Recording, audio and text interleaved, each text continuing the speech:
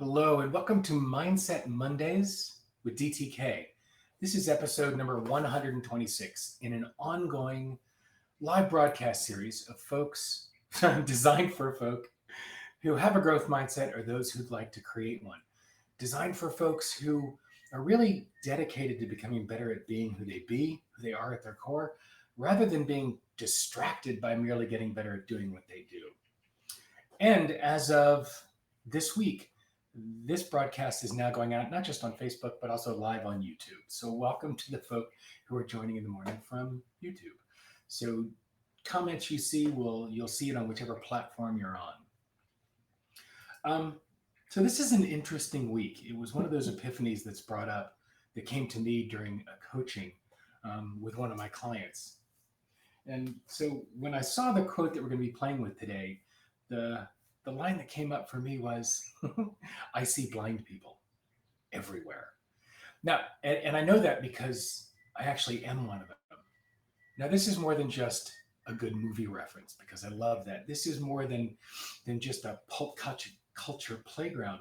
I am constantly amazed at how blind we are to our own wants and fears and dreams and shortcomings and patterns and the blocks that in most of us are just, no matter how self-aware we seem to miss these things. It's almost as if as soon as our gaze hits the mirror, we go blind. This is a quote that came from a conversation with my coach, and he brought this to us during a mastermind. The three great mysteries: air to a bird, water to a fish, and man to himself.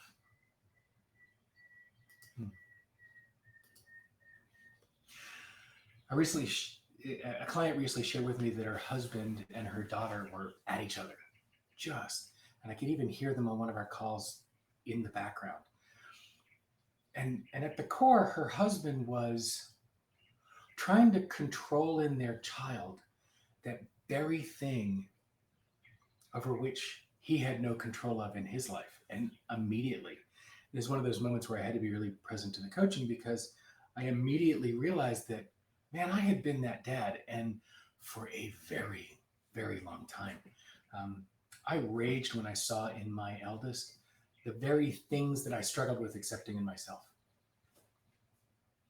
I wasn't conscious to it at the time, and my kid was, but I wasn't conscious to it at the time, and it put a stain and a strain on our relationship, something that we've only dealt with recently, a decade later, maybe more. And what I got curious about is, why is it that what I can see so clearly happening in others, and what we can always see happening so clearly in others, that we can't see in ourselves, that I couldn't see in myself? Look, the truth is, it's because I'm human, and that's what humans do by default. But with attention and intention, we can break that pattern and solve at least one of those great mysteries. And so I'm curious, what is it that you're blind to? Remember the three great mysteries: air to a bird, water to a fish, and man unto himself. What is it that you're blind to? What is it that is happening in your world and is happening with you that you're failing to see, even though you could so clearly see it happening and patterns in others? What are you missing? And more importantly, who are the folk around you in your world that help you see what you are missing?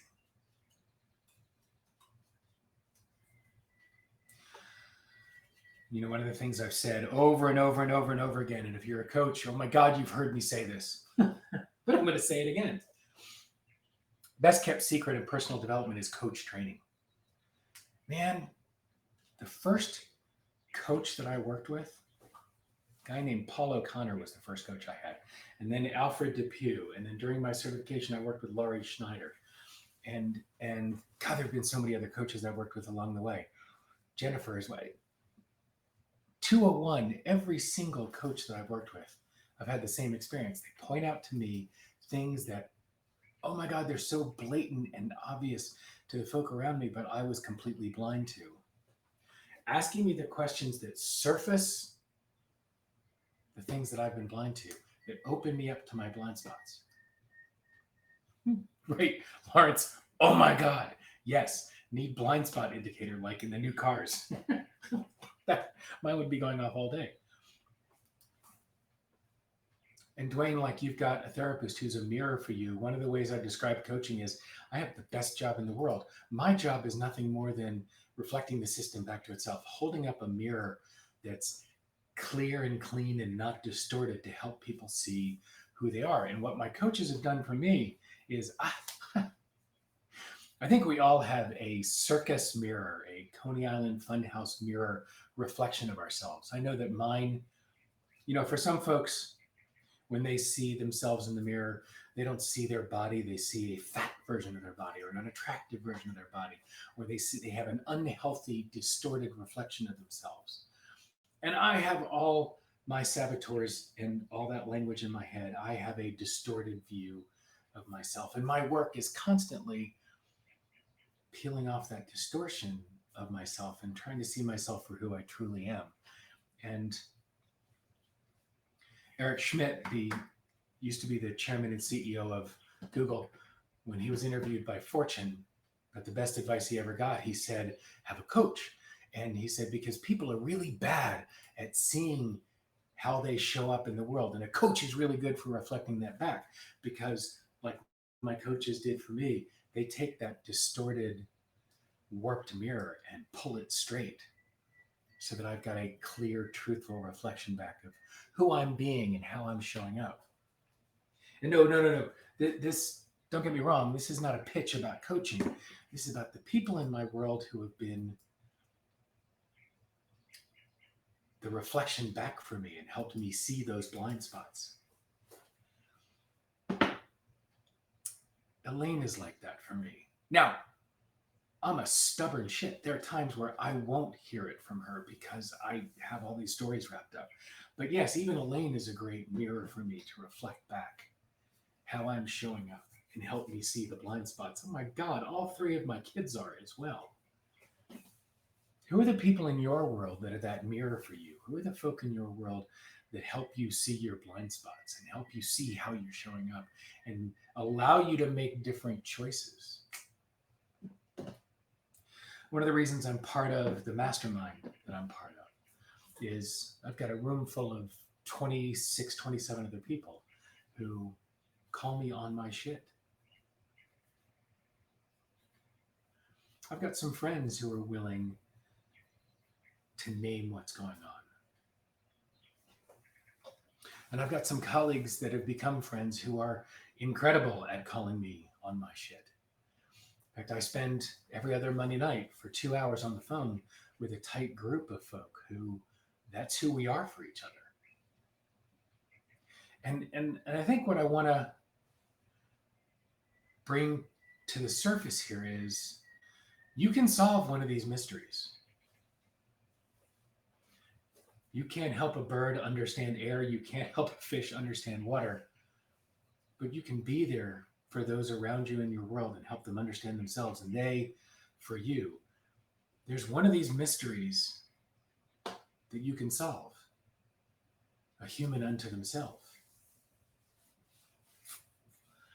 You got to be willing to have that relationship with the people around you, friends, colleagues, family, whatever it is. Hire a coach, hire a therapist. But having somebody in your world that's willing to yank that mirror straight and give you a true, judgment-free reflection of who you're being, that's a gift.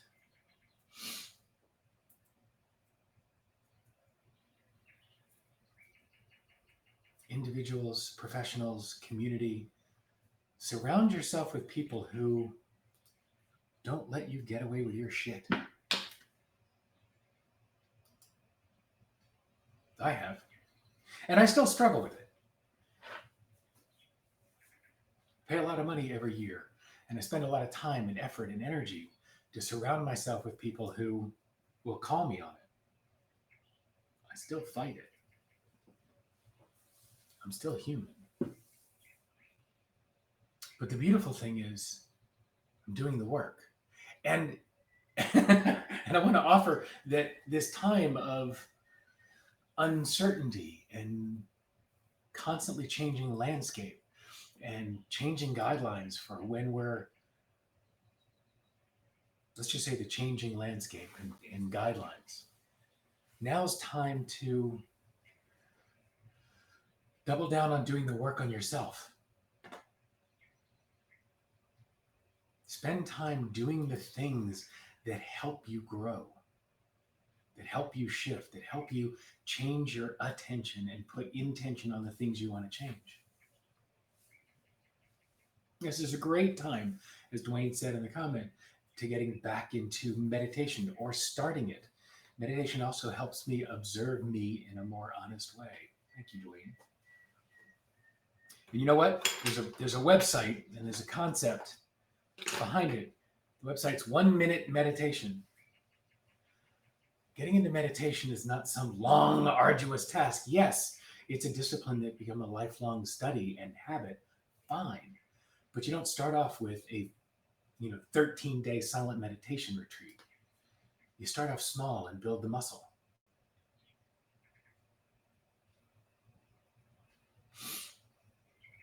Start a new practice, start a new behavior, start a new awareness.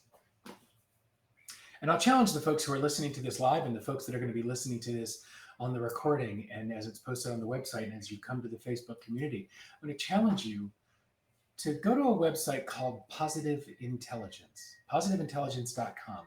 You'll see a link at the top for the saboteur assessment. It's an opportunity for you to take a quick free assessment and learn about the different judgy voices that you've got inside your head and how to identify them. In other words, how to reflect the system back to itself. When is it those misguided angels that are giving you crappy input? And when is it you? When are the voices in your head actually honest and true and coming from you?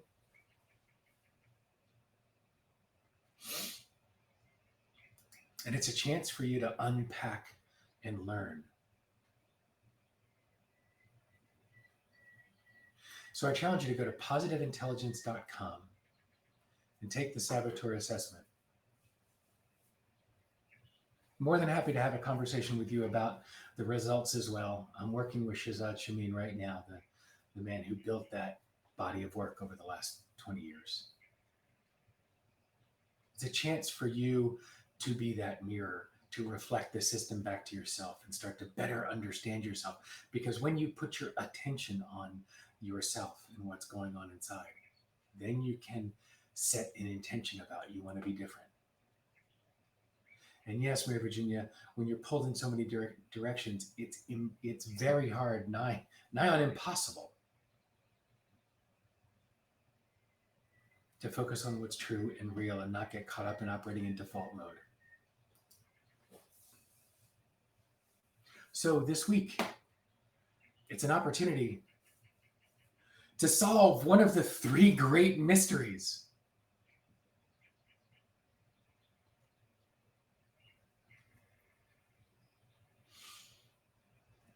And that website is positiveintelligence.com. No funky spelling, no craziness. Positiveintelligence.com. And you'll see the saboteur assessment in the navigation. And again, it's free. It takes 5 minutes. The results you get back are incredibly rich and powerful. And it's a chance for you to better understand yourself. And remember, as you're reviewing the results, the website isn't "this is a death sentence, you're screwed.com. It's positiveintelligence.com. This is a chance for you to better understand some of your wiring and some of the language that you're hearing inside and where the source of it is, the natural judging voices that we have inside, and they are misguided angels. They are defense mechanisms that are outdated and not useful. So I encourage you to play with it and take the assessment, play with the results. And again, come to the Facebook group, Mindset. It's facebook.com/groups/Mindset Mondays. I'd love to have a conversation with you about the results and what you're learning from it. I'll even share my results as well. They're fascinating. This is something I've been using since 2012 with my clients, and it's a fantastic tool to play with. So enjoy. And between now and next week, it's an opportunity to solve one of these great mysteries and start to pick up where your blind spots are. So between now and next week, what mindset will you choose?